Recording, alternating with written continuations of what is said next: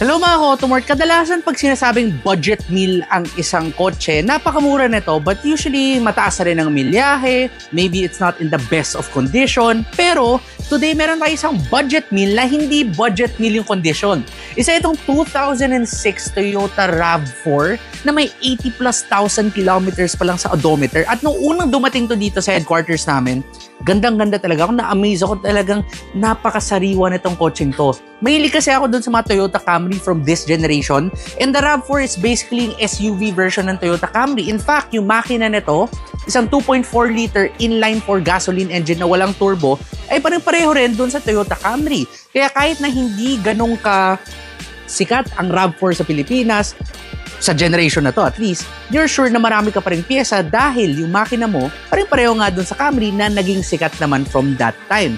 And if you're wondering, mura ba to o mahal? Kahit na ganito kasariwa, mura pa rin to at only 300 plus thousand pesos. So get it now bago pang may mauna. Follow us for more.